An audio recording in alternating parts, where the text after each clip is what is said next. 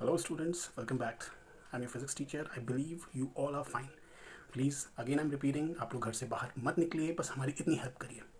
बच्चों, हमने last class में इंट्रोडक्शन पार्ट कवर किया था क्लास 10th का इलेक्ट्रिसिटी चैप्टर का, and this would be the second part of the video. So please आप लोग वीडियो ज़रूर देखें। वीडियोस काफ़ी शॉर्ट रहेंगी। मैं कोशिश करूँगा ऐसी शॉर्ट वीडियोस आपके लिए और बनाने के लिए, ताकि आप उनको कम से कम टाइम में देख सकें। And please do self study, because self study is the best study. Remember it. Now please go through the video. बच्चों, welcome back. This is the second part of the electricity chapter. Students, today we will discuss few topics like resistance, current, potential difference, and potential. We will understand this part and we will go into the basics of it, and I'm definitely sure you will going to understand what it is actually. So the first topic is resistance. So what is resistance? मैंने इसकी definition लिखी हुई है. It is the property of any material which opposes the flow of current through its body. बच्चे, जैसा कि मैंने यहाँ बोला एनी मटेरियल मतलब मटेरियल कौन से हो सकते हैं, या तो इंसुलेटर हो सकता है या तो कंडक्टर हो सकता है। 10th क्लास तक एक्चुअली हम मटेरियल्स को उनके इलेक्ट्रिकल कंडक्टिविटी के बेसिस पे सिर्फ दो ही पार्ट में डिवाइड करते हैं, इंसुलेटर और कंडक्टर। लेकिन जब 12th में जाएंगे तो आप एक और टॉपिक पढ़ेंगे, सेमीकंडक्टर। तो उसके लिए आप अभी वेट मत करिए, because that topic will be covered in 12th class. अच्छा, तो आप देख सकते हैं यहाँ पे ये एक तरह की प्रॉपर्टी है, ठीक है। तो इसका मतलब कुछ भी सब्सटेंस है दुनिया में, उसका कुछ ना कुछ रेजिस्टेंस तो होगा ही। तो इंसुलेटर का जो रेजिस्टेंस होता है वो लगभग बहुत ज़्यादा होता है, वेरी लार्ज, या तो हम कह सकते हैं कि ऑलमोस्ट इन्फानाइट। इसीलिए ये इसके थ्रू जब भी कोई भी करंट पास हो ही नहीं सकता, बिकॉज पूरा का पूरा करंट ये इंसुलेटर अपनी रेजिस्टेंस प्रॉपर्टी की वजह से रोक देता है। तो इसके थ्रू जो करंट पास होगा वो कितना होगा? ज़ीरो। कंडक्टर्स की बात करेंगे तो कंडक्टर्स एक्चुअली वो सब्सटेंस होता है जो करंट को पास होने देता है। इसका मतलब उसका रेजिस्टेंस बहुत कम होगा, वेरी स्मॉल। और इसका मतलब अगर इसमें रेजिस्टेंस बहुत कम है, अगर इसके थ्रू अगर कोई करंट पास होगा तो वो ज़ीरो कभी नहीं होगा। ये चीज़ आप ध्यान रखेंगे, बल्कि करंट जो इसके थ्रू पास होगा वो लार्ज क्वांटिटी में होगा। अब बच्चों, हम इलेक्ट्रिकल सर्किट की बात करेंगे तो हम बात करते हैं वायर्स की। वायर्स को आपने देखा होगा, इलेक्ट्रिकल सर्किट में वायर्स होते हैं और करंट की डायरेक्शन को हम इन एरो से डिनोट करते हैं सर्किट में। तो जो वायर्स होते हैं, दो आर एग्जाम्पल ऑफ कंडक्टर्स, और इसके ऊपर जो जैकेटिंग हमने करी होती है वो इंसुलेटर की करी होती है, ताकि हमें इलेक्ट्रिकल शॉक ना लगे, ठीक है। तो बच्चों, आप लोग यहाँ ध्यान दीजिए, मैंने यहाँ पे एक वायर को ऐसे जूम करके उसकी इमेज बनाने की कोशिश की है। ये तरह का मेटालिक वायर है, और मैंने आपको ये चीज़ पहले ही बता दी थी कि किसी भी मेटल्स में लगभग अनलिमिटेड सप्लाई ऑफ इलेक्ट्रॉन्स रहता है, ठीक है। इसीलिए वो हर टेम्परेचर पे अगर हम जब भी उसे पोटेंशियल डिफरेंस देते हैं तो वो इलेक्ट्रिसिटी को पास करता है। हाँ, एक चीज़ अभी आपको और बता दूँ, ये जो इलेक्ट्रॉन ये जो मूव करता है ये पोटेंशियल डिफरेंस की वजह से ही करता है, या अप्लाइड पोटेंशियल की वजह से करता है। क्योंकि और वो अप्लाइड पोटेंशियल हमें मिलता कहाँ है? बैटरी से। बैटरी क्या करती है? हमें पोटेंशियल देती है और इसके ऊपर एक इलेक्ट्रिक फील्ड प्रोड्यूस करती है। उस इलेक्ट्रिक फील्ड का काम है इन चार्जेस के ऊपर फोर्स लगाना, और जैसे ही इन चार्जेस के ऊपर फोर्स लगाती है तो ये चार्ज मूव होना शुरू हो जाती है, और हमारा चार्ज जब मूव होगा तो वो क्या कहलाता है? करंट। तो बच्चों, पोटेंशियल और पोटेंशियल डिफरेंस ये चीज़ हम अभी थोड़ी देर में समझेंगे। उससे पहले मुझे आपको एक चीज़ बतानी है कि मान लीजिए कि नॉर्मल टेम्परेचर पे अगर इसके थ्रू कोई करंट पास हो रहा है और ये मेटालिक वायर है, तो इसमें इलेक्ट्रॉन्स इतने हैं कि सब के सब एक साथ मूव होना शुरू हो जाएंगे, और यहाँ पे अल्टीमेटली एक बड़ा करंट प्रोड्यूस होगा, और इस वायर के थ्रू करंट आसानी से पास होगा। बच्चों, अगर वही हम इंसुलेटर की बात करें तो इंसुलेटर में एक्चुअली इलेक्ट्रॉन्स बहुत कम होते हैं।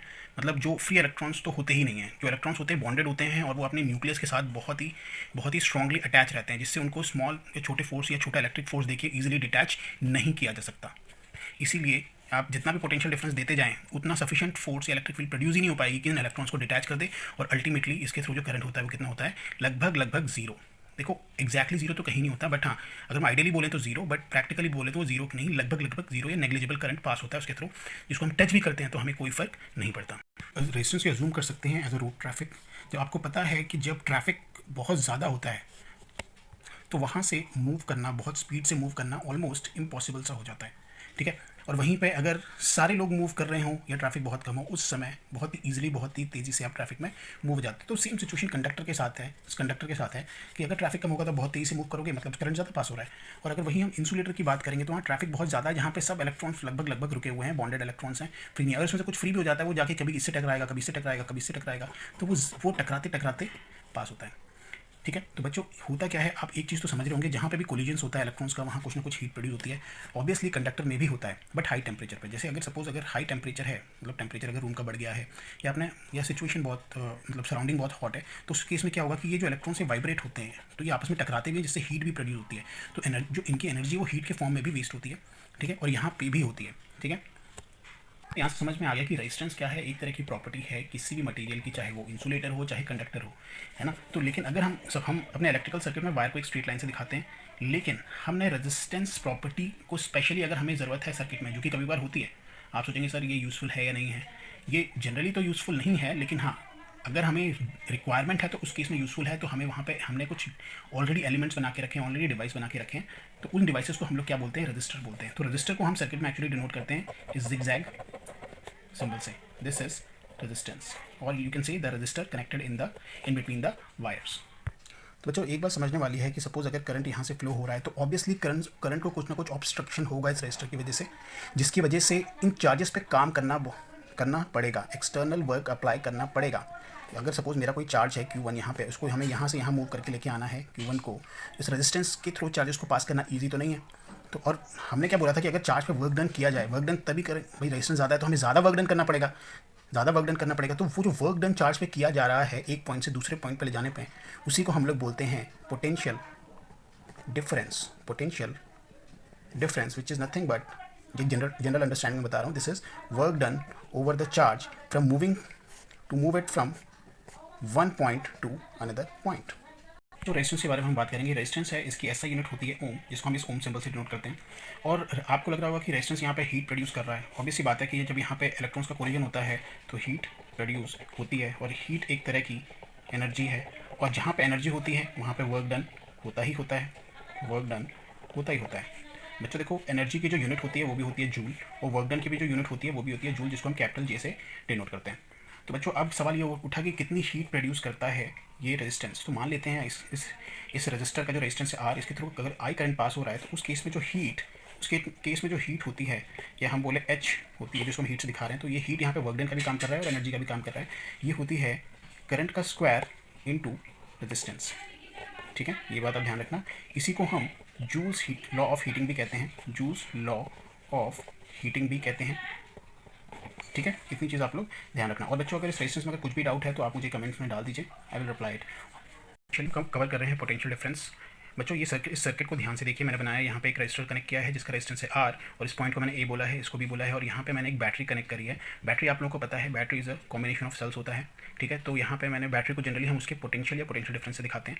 ठीक है, तो यहाँ पे मैंने एग्जांपल के लिए 12 वोल्ट की बैटरी ली है। तो 12 वोल्ट की बैटरी का मतलब क्या होता है कि इसके टर्मिनल्स के अक्रॉस जो पोटेंशियल डिफरेंस है, मतलब इस पॉइंट से इस पॉइंट, देखिए हम पोटेंशियल डिफरेंस बोल रहे हैं, इस पॉइंट से इस पॉइंट, तो वो 12 वोल्ट है। 12 वोल्ट है। देखो बच्चों, यहाँ ये जो लाइन है ये वायर को डिनोट कर रही है, तो वायर का हम अज्यूम करके चलते हैं कि कोई रेजिस्टेंस नहीं होता, और जहाँ पे रेजिस्टेंस नहीं होगा वहाँ पे पोटेंशियल ड्रॉप या पोटेंशियल रिड्यूस नहीं होगा। और अगर यहाँ पे सपोज हम मान लेते हैं पोटेंशियल डिफरेंस में 12 है, तो हम इस तरफ मान लेते हैं 12 वोल्ट है और इस तरफ है 0 वोल्ट, तो दोनों का डिफरेंस कितना हुआ, 12 माइनस 0 12 वोल्ट। तो मान लेते हैं अगर यहाँ पे 12 वोल्ट है तो इस A पे भी 12 वोल्ट होगा, और यहाँ पे 0 है, यहाँ पे वायर है, तो पोटेंशियल ड्रॉप कुछ नहीं होता, यहाँ पे 0 वोल्ट होगा। तो हम कह सकते हैं इस रेजिस्टेंस के अक्रॉस जो पोटेंशियल डिफरेंस है वो कितना है, 12 वोल्ट है। और बच्चों बैटरी के पॉजिटिव टर्मिनल से हम ये मान के चलते हैं कि हमारा कन्वेंशनल करंट I फ्लो होना शुरू होता है, और जहाँ से भी जिस एलिमेंट से भी एंटर होता है वहाँ पे हम पॉजिटिव साइन कन्वेंशन लेते हैं, और जहाँ से वो निकलता है उसको नेगेटिव साइन कन्वेंशन लेते हैं। तो बच्चों क्योंकि अब बीच में रेजिस्टेंस आ गया, चार्जेस ईजिली फ्लो नहीं हो पाएंगे, है ना, तो चार्जेस के ऊपर कुछ ना कुछ वर्क डन करना पड़ेगा चार्जेस को A से B तक ले जाने में। तो बच्चों हमने जैसे कहा था पोटेंशियल डिफरेंस क्या होता है, अगर सपोज VAB का निकालना है, VAB मतलब इसका पोटेंशियल डिफरेंस निकालना है, तो ये क्या होगा, work done over the charge, मतलब जितना चार्ज हम यहाँ से यहाँ ले जा रहे हैं उस पर जो वर्क डन किया जाए, तो work done over the charge, यही हमारा पोटेंशियल डिफरेंस होगा। इस VAB को हम एक और तरीके से लिख सकते हैं VA माइनस VB। यहाँ पे VA क्या है, हायर पोटेंशियल है, और VB लोअर पोटेंशियल है। तो आप देख सकते हैं यहाँ पे 12 वोल्ट है, 0 वोल्ट है। ठीक है, तो बच्चों एक चीज़ आपको ध्यान देने वाली है कि करंट है ऑलवेज फ्लो होता है हायर पोटेंशियल से लोअर पोटेंशियल में, और पोटेंशियल डिफरेंस अगर एग्जिस्ट करेगा तभी फ्लो होगा करंट, अदरवाइज करंट फ्लो 0 होता है। ठीक है, आप देख रहे होंगे जो कन्वेंशनल करंट I है ये 12 से 0 वोल्ट की तरफ जा रहा है, हायर पोटेंशियल से लोअर पोटेंशियल। लेकिन अगर आप इलेक्ट्रॉन्स की बात करेंगे तो इलेक्ट्रॉन्स जस्ट यहाँ से यहाँ जा रहे हैं। हम इसमें इलेक्ट्रॉन करंट की बात कभी नहीं करते हमारे सर्किट में, हम हमेशा कन्वेंशनल करंट की बात करते हैं। एक चीज़ समझ में आ गई यहाँ पे कि जो पोटेंशियल डिफरेंस होता है, it is nothing but work done in bringing charges from one point two another point, वही पोटेंशियल डिफरेंस कहलाता है। लेकिन अगर आप डेफिनेशन पढ़ेंगे तो आप उसमें पढ़ेंगे कि in bringing a unit positive charge. ठीक है, वो सही है, इसीलिए वहाँ पे हायर पोटेंशियल लोअर पोटेंशियल नहीं दिया जाता। चार्जेस कैसे भी हो सकते हैं, नेगेटिव भी हो सकते हैं, बिकॉज हमारा अगर ये मेटालिक वायर है तो इसमें चार्जेस सिर्फ और सिर्फ इलेक्ट्रॉन्स ही होंगे, और इलेक्ट्रॉन्स को हम एक पोजीशन से दूसरी पोजीशन तक मूव कर रहे हैं। ठीक है, so this is your potential difference and it is denoted by V, और सफिक्स में हम AB लिखते हैं। ठीक है, हम यहाँ पे अब बात करेंगे कि कौन सा डिवाइस है जो पोटेंशियल डिफरेंस को मेजर करे। तो device use to measure the potential difference is voltmeter. बच्चों वोल्ट मीटर का मैंने आपको रेफरेंस बुक के स्क्रीनशॉट दिखाए थे, आपने आई होप देख लिया होगा उनको। एंड बच्चों यहाँ पे इसका जो वोल्ट मीटर का जो सर्किट डायग्राम है, जो हम सर्किट डायग्राम बनाते हैं वो कुछ ऐसा होता है कि V लिख के हम उसे एनसर्कल कर देते हैं और दोनों तरफ वायर कनेक्ट कर देते हैं। तो जिस भी तरफ से करंट इनकमिंग होता है उसको हम प्लस साइन कन्वेंशन लेते हैं, और जहाँ से जा रहा होता है निकल के उसको हम माइनस साइन लेते हैं। ठीक है, बच्चों अब हम इसे वोल्ट मीटर को एक्चुअली सर्किट में कनेक्ट कैसे करते हैं और कैसे पोटेंशियल डिफरेंस नापते हैं, तो मैं ये आपको अभी करके दिखाता हूँ। कि देखिए सपोज हमारा ये वोल्ट मीटर है, इसको हमें यहाँ सपोज इस रेजिस्टेंस के अक्रॉस लगाना है, ठीक है। तो हम यहाँ पे एक इसका टर्मिनल यहाँ कनेक्ट करेंगे और एक इसका टर्मिनल हम यहाँ कनेक्ट करेंगे और यहाँ पे ये हमारा वोल्ट मीटर कनेक्ट हो गया ऐसे, ठीक है। अब होता क्या है बच्चों, देखो आपको ये ध्यान देने की, जनरली वोल्ट मीटर आप देखेंगे तो उसमें प्लस माइनस साइन दिया रहता है, ठीक है। तो क्योंकि ये चीज़ आपको ध्यान देने वाली होती है, क्योंकि ये जो टर्मिनल है पॉजिटिव है, ठीक है। तो वोल्ट मीटर का ये टर्मिनल पॉजिटिव कहलाएगा, ये नेगेटिव कहलाएगा। तो वोल्ट मीटर इस समय वोल्ट मीटर की रीडिंग जो होगी वो होगी 12 वोल्ट। तो ये जो रीडिंग इस पर शो करेगा अपने मीटर पे वो 12 वोल्ट शो करेगा, क्योंकि इस रेजिस्टेंस के क्रॉस 12 वोल्ट है, ठीक है।